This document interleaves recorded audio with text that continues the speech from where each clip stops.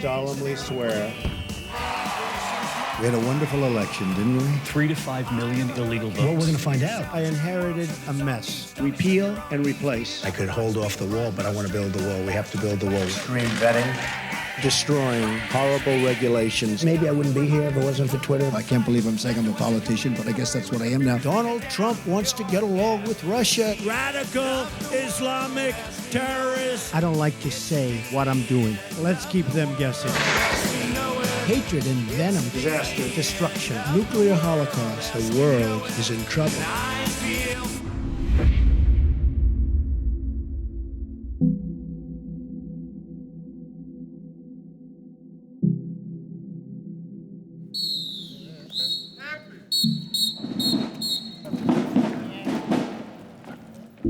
I'm going to this inauguration to see the transition of power.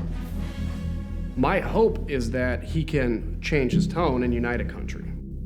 My fear is that it doesn't, and that we continue to be a divided country. This is not the year for us to sit down and watch. We're going to be delegates. We're going to the convention. We're going to the inauguration. As an American, I'm all for a peaceful transition. But there's a nice way to do stuff, and there's a Donald Trump way to do stuff. We don't approve of Trump and his ways, but at the same time, he's still going to be president either way. Are there concerns? Yeah, but I'm not going to be sitting behind the president scared to death. We're going to take this thing all the way. Trump! Trump! Trump! Trump! Trump! Trump! Not hate! Makes America great! Love! Not hate! Makes America great! The idea for the project came, I think, from a deep sadness. I knew at that time I was going to go to the Women's March in D.C. I realized that as an LA girl, I'd be very cold. And I thought, well, you know, like, maybe I could knit myself a hat. I'm such a beginner, though. I figured if I could knit this hat, anyone could. And in that moment, I could just really see this sea of pink happen. If it's not just like a beanie with a pom-pom, like a classic hat, it's a little different. And of course, the wordplay with pussy was like too much to ignore.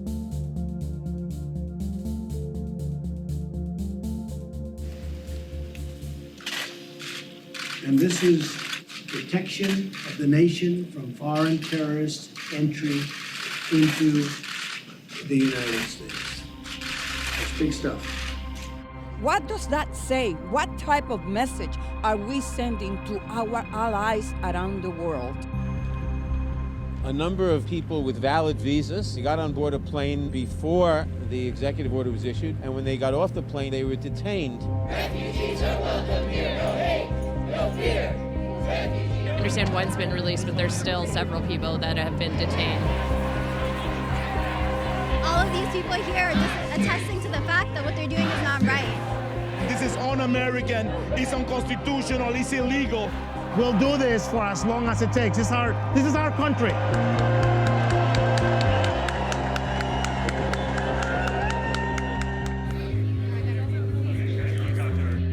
think we have about 40 to 50 lawyers right now at the airport. About 25 are inside, and the rest are deployed at the different terminals that we know there are incoming flights from. So my dad told me, isn't it better to come earlier? I said, no, it's not going to happen. It's the United States of America. They can't do that. But see, it happens now.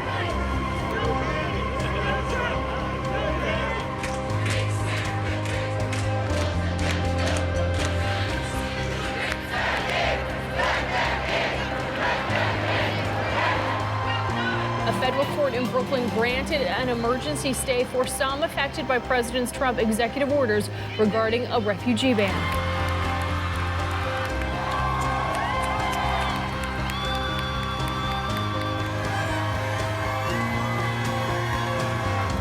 Thank you very much. You guys have a good day. I love them. All right. I love you. Thanks.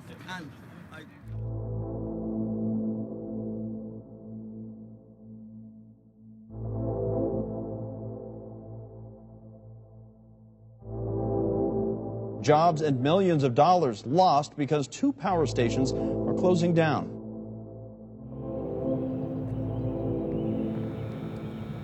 Every day I get up around 5 o'clock, get myself ready for work. I work at the Dayton Power and Light Kiln Station. I've been there pretty much my whole adult life. I started up there right after I turned 21 years old. The power plant's pretty much all I know. I'm 56 years old, and I'm going to lose my job here in around 14 months. And I'm not sure what I'm going to do.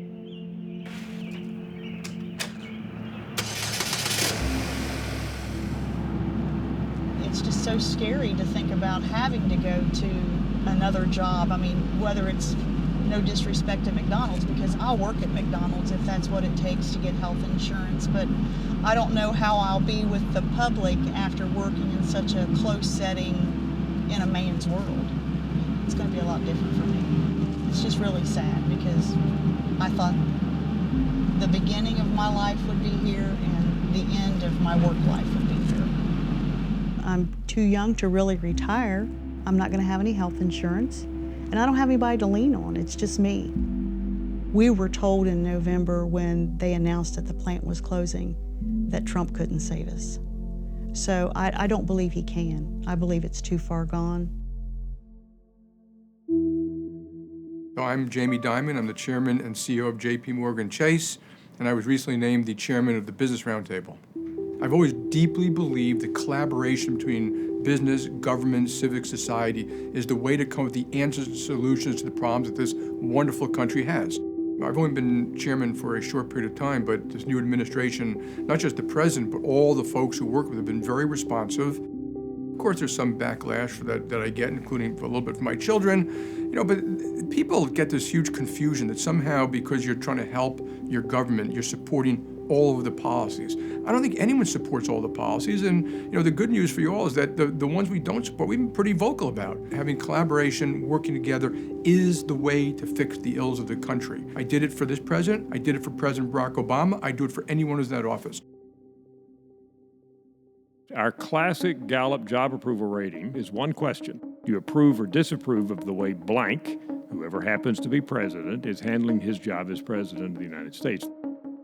We're just very early on into the presidency, and I think we have to give him a chance. I think it's great that he has chosen to stir things up and that we're not doing things traditionally, because obviously traditionally doesn't work. And I think that he does some little bit questionable things, but I think in the end, his motives are in the right direction.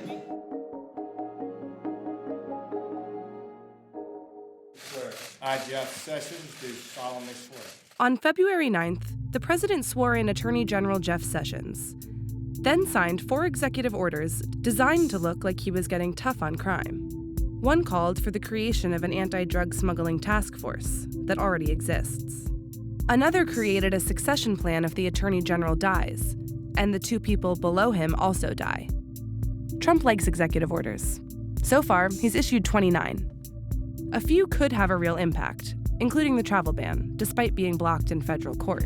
But for the most part, they're just show business. Get ready, everybody. Trump has signed orders encouraging businesses to hire American, ordering up a report on trade deficits, and establishing a task force on rural prosperity. Executive orders can get attention, but Trump isn't using them to make actual policy. For that, he turns off the cameras and pivots to the little-known Congressional Review Act. The CRA allows Congress to get rid of government regulations that it doesn't like, provided that it acts within 60 legislative days. Because the Trump presidency is still so young, the CRA's time window reaches back into the last administration, letting Trump and Congress erase Obama-era regulations. The catch? Once rules are overturned by the CRA, they can't be easily reinstated. One CRA vote deleted a rule requiring oil companies to report when they make payments to foreign governments. Another CRA broadens states' ability to impose drug tests on the unemployed by striking a rule that state unemployment compensation agencies can only drug test people whose jobs normally require drug testing, like flight attendants or armed security guards. Other CRAs have eliminated a prohibition on coal companies dumping into streams, a directive requiring companies who drill on public land to contain their carbon emissions, and a regulation that asks government contractors bidding on new contracts to disclose any recent violation of law. Until this year, the CRA had only been used once since its creation in 1996. Trump has used the law 13 times. He can continue to target Obama rules until early May.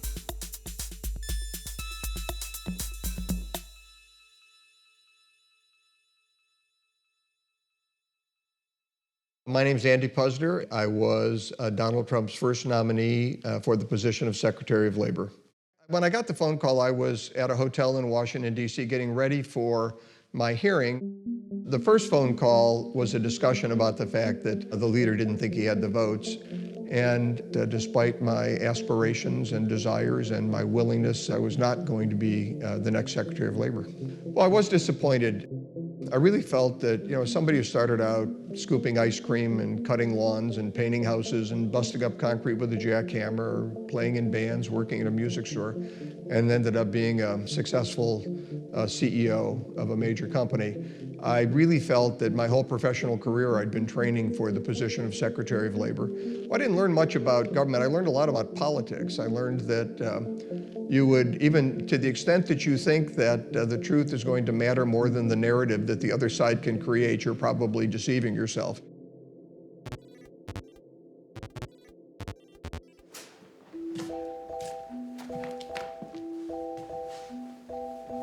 I'm Roger Stone, New York Times bestselling author and pundit.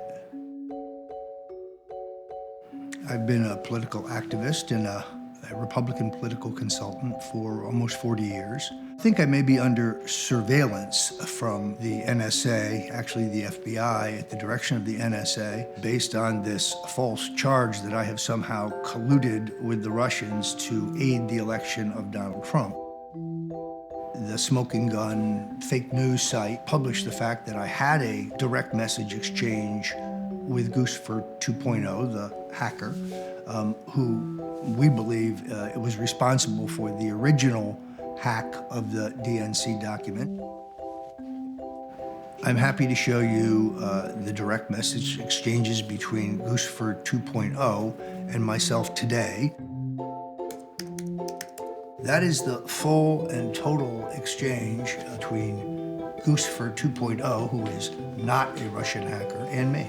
On August 14th, I comment on his being reinstated to Twitter. I send him a retweet, says I'm a great man, offers to help me in any way he can. I did not respond to that. He sends me the link to a public website that has a turnout model for the Democrats in the presidential campaign. And no, I did not pass it on to the Trump campaign or anyone else. That's it. Certainly doesn't constitute treason or collusion. No one in their right mind would be involved in espionage on Twitter. It's innocuous, it's boring, it's banal, it's insignificant.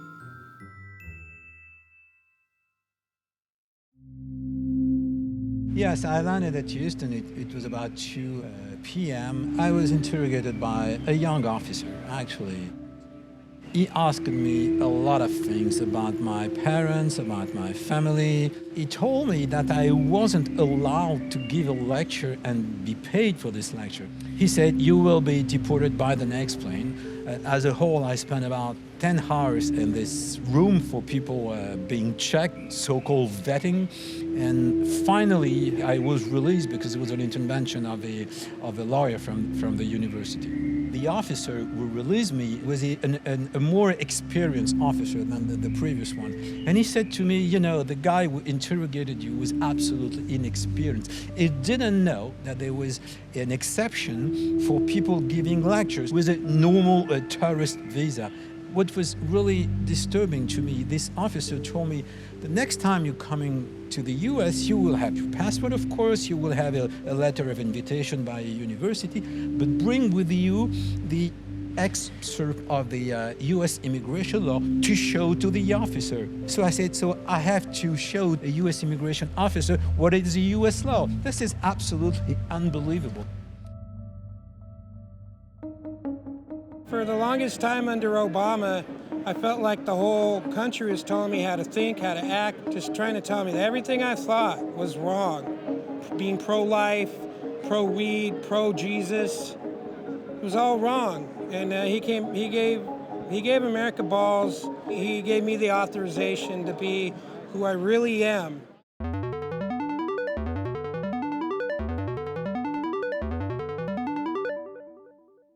I signed a letter along with other law enforcement leaders across the country concerned about the Trump administration's stance on immigration. I'm being forced to, or they're trying to force me to do something that I can't do legally, that I don't have the resources to do, and that I'm philosophically opposed to.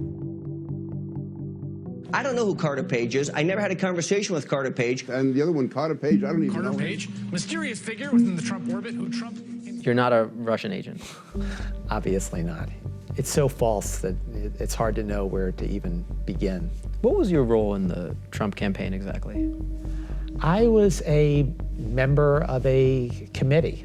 It was a team that was named back in March, and I provided, we got together and had some meetings. I didn't have any major role to begin with, so I think this is something that was used against me, where they just wanted to attack then candidate Trump. What did that consist of? Did you write briefing papers? Did you ever actually brief Trump? I never actually briefed him, and in retrospect, I'm glad I never did. Do you think that Russia interfered in the US election? I have been so focused on the interference that was done by first the Clinton campaign, but with also, now we know, with the FISA warrant, with the support of the Obama administration. That, to me, had a much bigger impact. But surely you wouldn't be approving of any foreign government trying to interfere with the American electoral process? Of course not. I mean, including Russia? Yeah, definitely not. Do you think that Russia is a purely benign actor? No one is perfect. No human on this planet and no country on this planet is perfect. One of the biggest misunderstandings is a lot of steps that they take, sometimes, frankly, antagonistic steps. It's largely a reaction to steps that have been taken on our side. Do you think you became a little bit of like an evangelist for this idea over the years that people should look again at Russia? Frankly speaking, given the fact that there's so few people providing this alternative perspective, sometimes I actually, admittedly, perhaps overcompensate a little bit by trying to factor that in. Is this something that you're starting to think now, like, oh, okay? Well, certainly, I've paid a price for that, yeah. How do you feel Trump's done in the first 100 days with the US-Russia relationship? I think he has had monumental challenges. And I was always so impressed during the campaign where people created these major obstacles, in almost all instances based on complete lies about his views on Russia and how nefarious and terrible that is. And yet, time after time, he had the political courage and the moral courage to stand up and do what's right.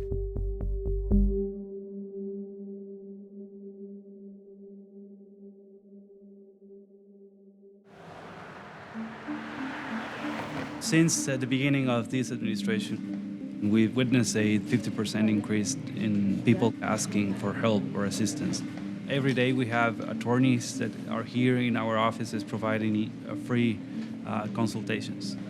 Me acabo de casar con una ciudadana, mi esposa es ciudadana, y pues gracias a la tensión política que hay ahorita, nuestra prioridad es que yo arregle mi estatus migratorio antes de que, por alguna razón, me lleguen a encontrar por la calle o me lleguen a querer echar del país.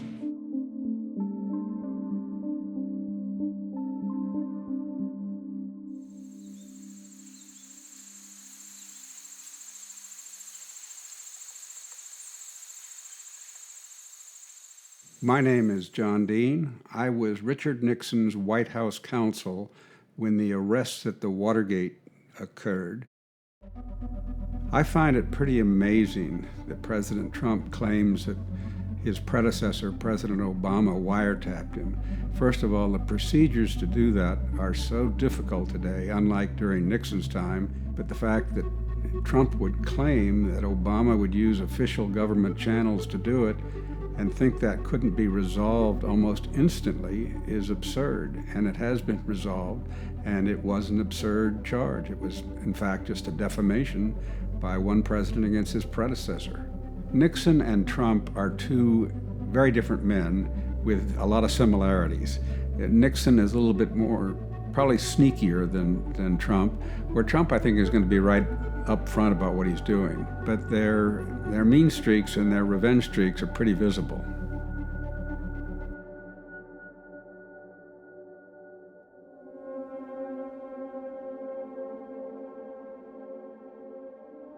Y estoy aquí en la iglesia porque fue una manera de resistencia pacífica peleando mi proceso de deportación. Este es mi cuarto. El cuarto es un espacio seguro que me proporcionó la iglesia. Este espacio, aunque es pequeño, es un lugar seguro para mí, para yo poder seguir aquí con mis hijos cuando ellos vienen a visitarme. Que sé que no va a ser por mucho tiempo. Lo más que puede durar son 4 años de la administración del señor Trump y estoy lista para resistir esos 4 años en este lugar, en este cuarto.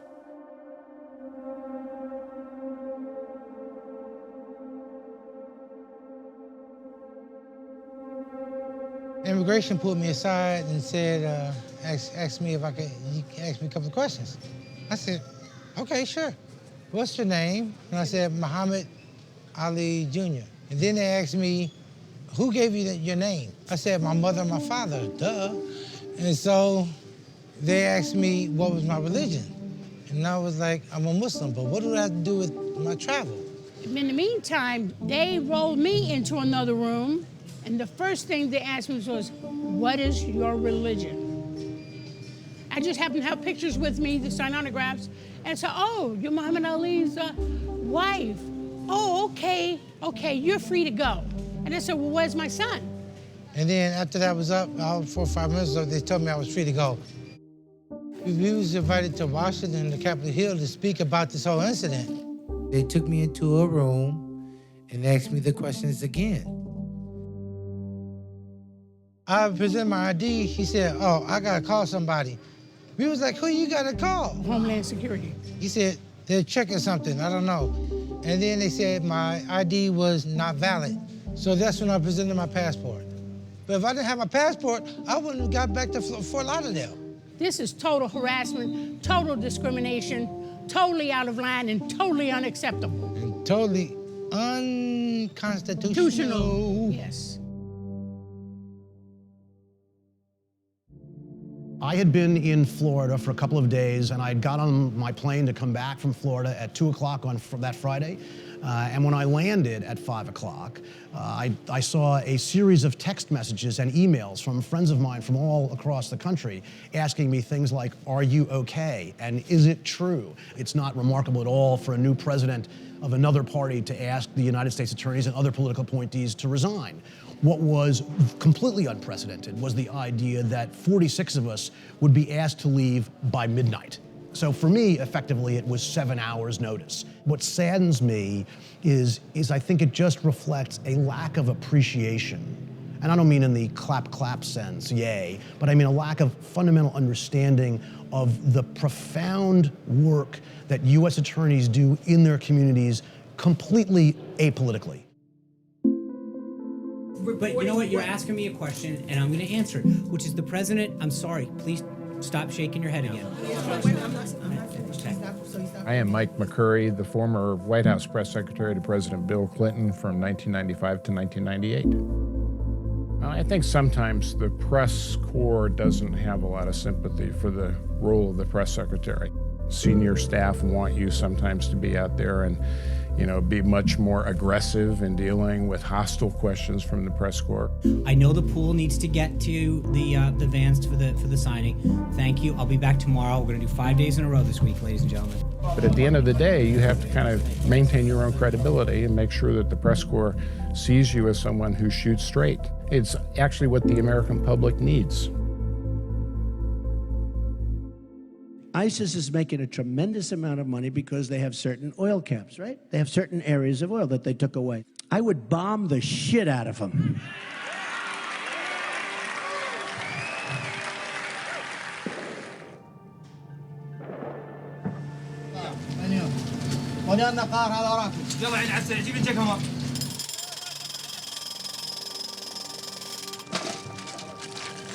ضرب البيت صاروخ من هنا وضربوه بالمقدمة. صاروخين ضربوا بعض عارف سموه ما أدى إلى عوائلنا لا يوجد لا أثر. صوت كان بيصعق خبل، صعق يطير العقل. يعني الصور ده حقي هذا منه وجهي اشتعل، كان لحيتي هيجي راحت. ظليت 5 أيام تحت الانقاذ، ومن بعدها ما اعرف ايش صار. هي يسأل عليه يقولوا مات من عائلتي.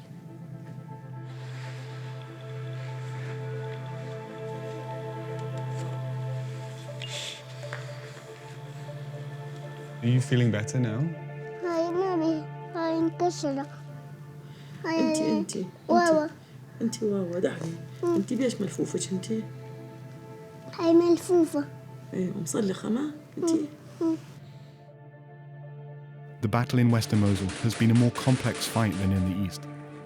The neighborhoods here are older, the streets smaller, and ISIS is more heavily dug in.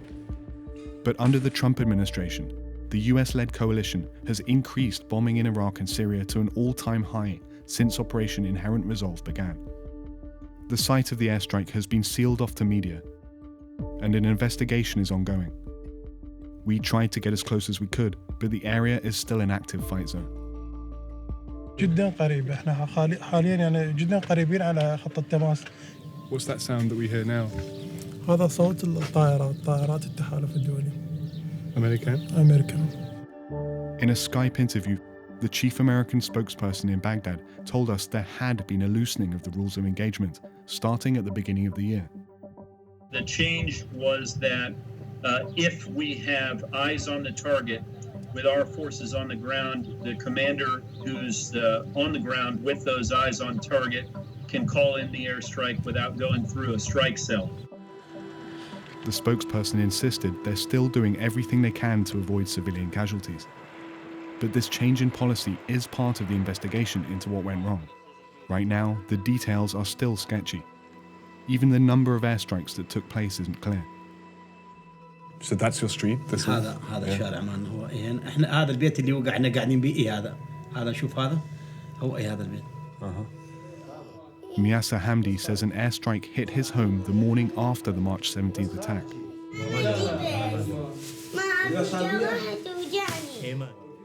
And his daughter's foot was partially severed.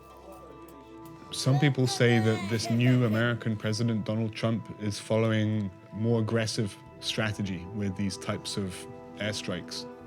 يعني داعش قلت لك يعني ما يتجاوزون إذا أعطيك رقم يعني فوق الطاقة 25 نفر.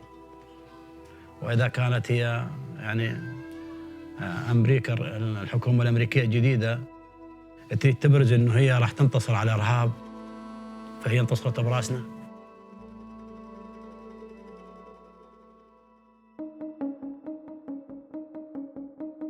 So far, I approve of what he's done. I feel like he is keeping a lot of his promises that he had mentioned during the campaign. I really personally appreciate the executive order to, it's not a full a repeal, but starting to work with the Affordable Care Act and making it so me as an American citizen can make my own choice about healthcare. We were very close. It was a very, very tight margin. With no Democrat support, we couldn't quite get there. We're just a very small number of votes short. Everybody remembers the first 24 hours, and you do. I went to pottery class, like I was taking like a ceramics class, and I remember just sitting there being like, fuck, you know? Yeah. Like, you just remember everything's like in slow-mo. Right, what kind of cancer do you have? Like, what's the specifics of yours? Interductal carcinoma. Oh, well, I was stage 1 when I was diagnosed, and now I'm stage 3, because it's spread. Okay, oh, so it spread since then. It went into my lymph nodes. So you're a person who actually buys your health care through the Obamacare exchange. Yeah. Because you and your partner are a small business, right? Yes. We say you should know your fisherman, just like you should know your farmer. You should know where your food comes from. And we want people to understand that salmon are a really special thing. It's not, it's not something to take for granted. And I know that Alaska is a crazy place to get insurance. So what's that process been like for Obamacare? I had to choose between 2 insurance plans at that time. And it's since gone down to 1 insurance plan on the Alaska market. I'm on an island with you. There are 3,000 people who live here. There's no roads in and out. But you have a little hospital. So how does that work for you in terms of healthcare? Well, it means we have to leave to do big stuff. There's no oncologists, there's no cancer doctors. This fall, I had surgery down in Seattle. And then we came back here. And that's when we realized that MODA was not gonna cover our facility here as in-network. And so we're realizing that I had to do chemo. The cost of living for us was gonna be significantly less if we went down to Oregon, where my parents live, and I've got a lot of friends and family that can help take care of us. You had 2 insurance options then? We had 2 insurance options at that point. And the one that you had chosen didn't cover the hospital in your hometown for a chemo, specifically? For anything. Okay, and you didn't know that when you picked it, I guess. Call me crazy, I just made the assumption that one of the 2 insurers in Alaska would cover Alaska. You had to go move to Oregon to get your chemo done until you could change insurance companies? Exactly, yeah. Once I was able to switch from MODA to Primera, Petersburg became in-network. Okay, so then you're able to come back here. Yeah. We face a lot of uncertainty, right? Like it could go well, it could go bad. It's always changing. The rates go up every year. Now we're in this sort of hostile regulatory environment where the administration and the party that has power doesn't like the current healthcare system. I think there's a disconnect between this like we're Republicans, we're pro-business, but what they mean is we're pro-big insurance companies making big bonuses for their CEOs. They're not talking about businesses like ours. I'm talking to you, of course, now after Trump is president, and it does feel like things are a little bit different and a little bit more uncertain with healthcare. But before that time, would you have called yourself a satisfied Obamacare customer? No. We kind of fell out of the frying pan into the fire. I mean, before that, I was complaining about Obamacare all the time. It's not a solution for the long term. It doesn't work for a lot of people. It doesn't work for middle-class people, working-class people who actually work and then are like hampered by these big premiums, make it hard to run a business. You don't want to see it repealed or replaced? I want to see it repealed and placed with single payer. Okay. This is like the great emperor wears no clothes in American healthcare. Is everyone's like, sweet, let's just expand Medicare. And the Democrats and Republicans are like, no, we have to make it work for the insurance companies. No, the government can't be involved. That's all like horse shit. How did it feel like for you when that healthcare bill failed? Relief. Well, for us, it was just like a very tangible relief. Sweet, you know, we can continue to get along and invest in our business and be self-reliant as a family and not have to do a GoFundMe, you know, just to pay for Melina's deductibles and all that.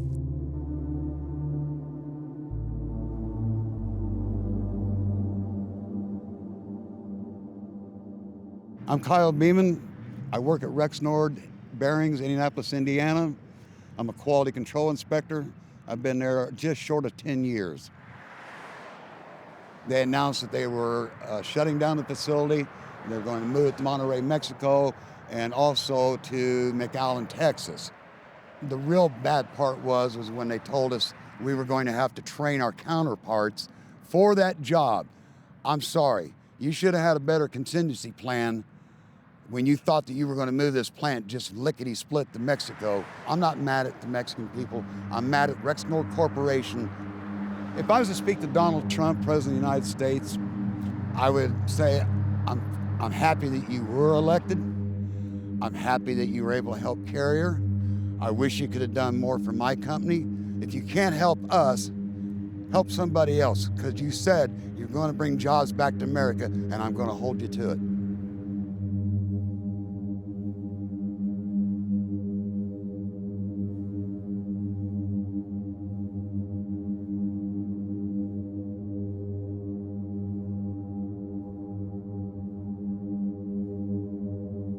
نحن قائمين عن نلبس نروح المدرسة نزل صاروخ شمينا هيك شم البابا ريحة غريبة وزع علينا خرق قالوا لنا اطلعوا على قص الدرج أمي متخمرة ما الله يهدك يا بشار الله لا يخلي فيك أهلي الله يرحمهم كلهم ماتوا حدا منهم عايش لميت بس أنا مين بده يرعاني ما في حدا يرعاني أنا ليك هاي بشار أسد يضربنا إن شاء الله بدنا نضربه بدنا نقاوم حتى لو نقاوم بالحجر.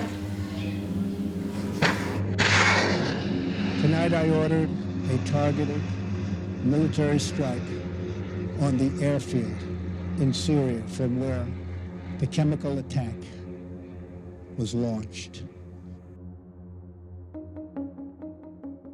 He's maybe, I think, gone a little too far in some of the things that he has done, specifically the airstrikes in Syria.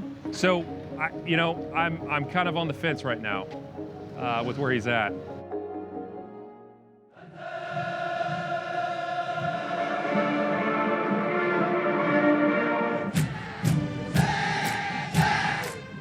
(4월 15일은 없는 것 같아요. 맞죠? 정말 태양절에 만물이 소생하고 하고 전부 청소하고 정말 깨끗하게 꾸리고 명절을 새갔다고 다 정말 건들고 옷차림 깨끗이 하고 기가 다 떨쳐나와서 정말 원수님 수령님 태양절을 정말 맞이하겠다고.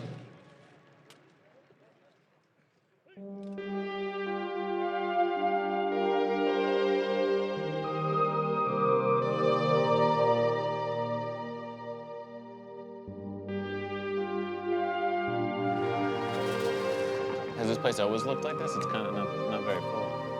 No, God, no. In the heyday of that mill, 10, 15 years ago, You couldn't get in here. Yeah, this place would be, wall to wall. Right. You come in here on a payday and they were 3 deep at the bar. I mean, it used to be a mill bar. You've been 30 here. years ago, I was the mayor of this joint. If I wasn't working or sleeping, I was usually here. Right now, the economy's not that bad in the country. It's just the steel industry is in real trouble, and that's mainly due to imports and trade rulings and things like that. Barack Obama wanted to do TPP. We had a huge fight against that. We were totally opposed to that. We haven't had a lot of help from the government when it comes to trade issues for, going back to before Bill Clinton. But the plan to reopen part of it again, that's not helping? Oh, it's helped some, yeah, but it's still, 40% for sure. You were rehired? Yes. Yeah, I went back in January. You were? I'm still laid off. Oh, you were not rehired? No. I got laid off in the 29th of January in 2016. You remember the day? Yeah. It's been almost 15 months now. Just trying to get by day by day. That's all you can do. And hope you're going to get that phone call, get called back to work, but you just don't know, and that's the hardest thing. Yeah. Mike, do you remember what it was like when you got the phone call? Yeah, I think I did a somersault, actually. Do you feel secure in your job now? No, I do not. I'm just worried about working in the steel industry right now. Just because they hear that we're opening up, we are, but it's just a really, really, really small amount of fortunate people that get to go back. How does it make you feel when the president, steps up and takes credit for manufacturing jobs coming back? We know well enough, after years and years of doing this stuff, nobody's going to do anything in 100 days that's going to make something happen here now. He comes in, he signs an executive order, and everybody thinks that just made it a law. I mean, there's a lot of, I think it's pretty obvious by the election that a lot of people don't really know how the government works.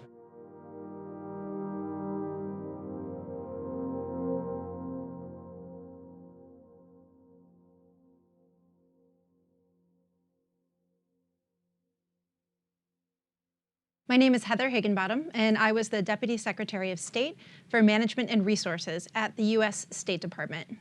Some of the most important jobs to fill across the government are the deputy positions. These are the number 2 positions across all government agencies. When you don't have your senior positions filled, then you're not really being a good steward of the federal government and its resources. Every transition, every administration goes through a process of trying to fill positions, and it can take longer than people want.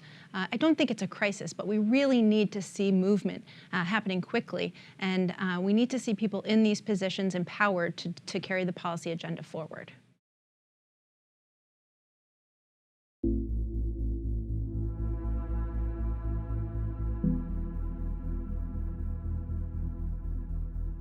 This 100 days has been, it's like he's gambling and playing with our lives. I have hope. I have hope for an impeachment process.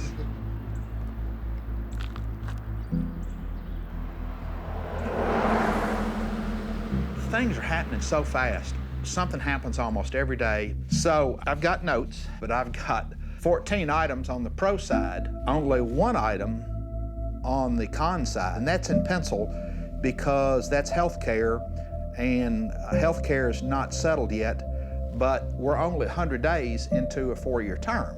I think Trump's on track to be one of the greatest presidents of history. Let's get your Trump shirt on. If President Trump is watching this, just keep on keeping on. And also, I would say, always stay in touch with the people. Always. Since inauguration, we received a lot of donations. We have new drums. We have the new blueprint for the band room downstairs. I don't pay attention to any politics. I think the main reason why is I'm a college student. I have to do my work. I gotta get it done. I will say this is probably the most unique first 100 days of any president. It's exciting because, you know, as a Republican, you have an opportunity to, things that I've been out here for 6 years trying to do, we now have an opportunity to do, to define government as Republicans see that, but it's also been filled with a lot of disappointment. We'll see what the next couple 100 days look like.